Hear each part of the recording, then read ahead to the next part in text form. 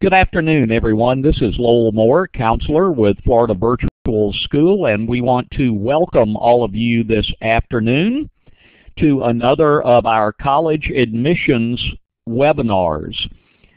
Today, I would like to welcome as our special guest Andrew Teletovich. He is the Associate Director in the Office of Undergraduate Admissions at the University of West Florida. Andrew? Good evening, everybody. How's everybody doing? Well, my name is, that's nice to see. My name is Andrew Teletovich. Again, I'm one of the Associate Directors at University of West Florida, and I'm very happy to be here today. I'm glad that you guys are here, and I want to thank you for joining us. What I'd like to do first is just take you guys through a quick slideshow and go over some basic information about the university. And the first slide that I have is right now just a quick snapshot of our campus map, and just wanted to go over kind of our location first. And we're up in Pensacola, up in the Panhandle, and our campus is located on a 1,600-acre nature preserve, and we're located about 20 minutes from Pensacola Beach. Real pretty campus, lots of trees everywhere. There's lots of running trails, mountain biking trails. Students can even go, canoeing and kayaking on the backside of campus. And so just wanted to give you a quick snapshot of location first. Next thing I'd like to get into is our enrollment stats. The slide you see there is a current enrollment stat of our overall enrollment of about 11,000 students, which makes us one of the smaller state schools. Average class size of around 24 students in a class, and about 95% of our classes are capped at 35 students. And that's one thing that we like to talk about is our size. And as a state institution, it really has a private school feel at EWF. As you can see, the majority of students are working towards a bachelor's degree, but we do have a large number of great graduate programs as well that you guys can take a look at later on today through my slideshow. The next few lines on the slide is our new transfer students for fall 2009, as well as our incoming new freshman class for fall 2009. As you can see, they're very similar in number, very close. And then the last half of the slide is our fall 2009 freshman class profile for average GPA and average test scores. Okay, moving on, I'd like to get into our academic programs. We have just under 50 departments on campus, and when you add up all of our specializations, we have 110 different bachelor's degrees specializations. All right, thank you, Mr. Moore. Next thing I want to mention, guys, is in the academic areas, we do have 26 graduate programs. 24 of those are master's degrees, and then we do have a specialist degree and doctoral degree in education. All of these programs are going to be organized under one of our 3 colleges, and that's the next area I'd like to get into is each of our colleges. The first I'll bring up is our College of Business, and this is one of our strong areas on campus. Our College of Business has the highest level of accreditation possible for a business school. They have the AACSB accreditation, which only about 10% of colleges in the world have that level. And as you can see there, these are all of our business programs. One new program to mention is our new degree in general business that we just started this past fall that lets students sample the areas of marketing management, management information systems, and economics. And also want to mention on the graduate level, one of our strong grad programs is our MBA degree. The next college is our College of Professional Studies, and as you can see there's all the departments in the College of Professional Studies. The building picture there is one that I wanted to mention. We have a great sports and recreation facility that just opened 4 years on campus, and that's just an outside shot there. The left side of the building is the academic wing for all of our HLES programs like athletic training, health education, and then the right side is the fitness area with the 2-story fitness center, rock climbing wall, indoor track, and all sorts of courts for indoor soccer, basketball, volleyball, and racquetball. Really nice facility on campus. And the third and final college is our College of Arts and Sciences. And this is nicknamed the Big College because they've got the most number of majors and students. It's also home to our most popular major for freshmen, which is marine biology. That's one of our strong programs as well. And they've got a number of programs that I can't squeeze on one slide, so let me scroll to the next slide for Arts and Sciences to give you an idea of some more programs in their department. And then the Last slide for Arts and Sciences is our School of Science and Engineering, which is located within the College of Arts and Sciences. And all of these programs just got a brand new home. The pictures you see there is our new Science and Engineering building that just opened in early January. Really nice facility, state-of-the-art, all new classrooms and lab spaces. And my favorite part of the building is what's called the holodeck, and it's a classroom that uses virtual reality 3D simulations. It's a really interesting facility, and just wanted to mention that as one of the highlights in Arts and Sciences. Moving on, I'd like to get into support outside of class. I talked about our small class sizes, but there's also other areas on campus, and because of our size, you're really going to find that one-on-one help in a lot of areas on campus. Our advising is great here. It's one-on-one. You meet your advisor at orientation, and they're going to be with you for your first 2 years of your general studies, helping you track your progress and get ready to register for your next semester of courses.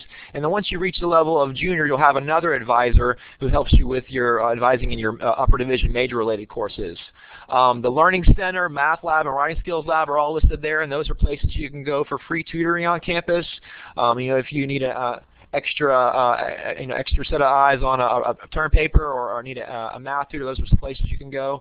The next area you'll see there is our Career Center, and that's a place students can go all 4 years from early on. If they're not quite sure what they want to major in yet, if they're thinking about changing their major, they can help you in narrowing things down. And then they really come into play for students that are juniors and seniors with writing your resume and helping you organize your resume, and also doing things like mock interviews with you to prep for interviewing for a job. And there's a few more services there. I just want to definitely show the support we have on campus for our student on this slide. All right, the next few slides I do want to mention our admissions process. We do work on rolling admissions, and so we're evaluating files every day, and the process usually takes about 2 to 3 weeks from the time we have a complete file for the student to receive a decision letter in the mail or to receive contact from an admissions counselor on next steps. And that process is all online now. Our application is online on our website. After submitting your application, the next thing to send to us is your high school transcripts, as well as your test scores, ACT or SAT. My recommendation is to send all of your scores, because we're going to take your highest composite of your ACT and SAT. And the final thing we need to complete a file is your college transcripts. If you've done any dual enrollment credit, you'll want to send that information to us. That is not necessary for the admission decision, but we will need that to finalize the admissions file. And then once we have a complete file, the next thing we'll be looking at is your high school transcript and the coursework you've taken. We'll be looking for 4 years of English in high school. For this upcoming fall semester, we're looking for 3 years of math, and that math needs to be at the Algebra 1 level and higher. I do want to make a special note here that starting next fall, the state of Florida will be requiring 4 years of math in high school at the Algebra 1 level and higher. Also, the other required units are 3 years of natural science, 3 years of social science, and 2 years of foreign language.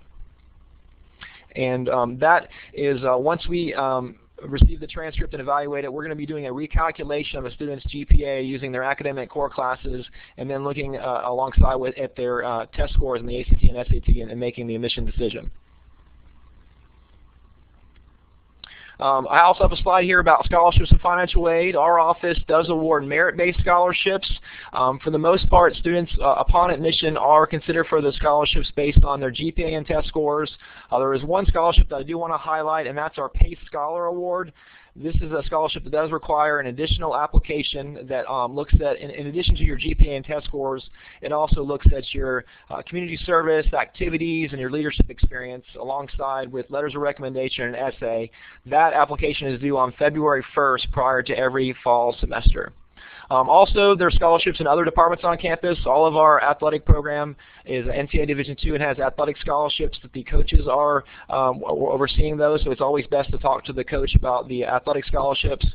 We also have Army and Air Force ROTC with scholarship money, as well as talent scholarships in art, music, and theater that you also want to contact about the audition process for the talent scholarships. And I also have included need-based financial aid. Students applying for need-based aid, of course, need to fill out the FAFSA starting January 2nd of their senior year, as well as our own institutional financial aid application. And that aid is given out on a first-come, first-served basis, so it's best to apply early for need-based financial aid.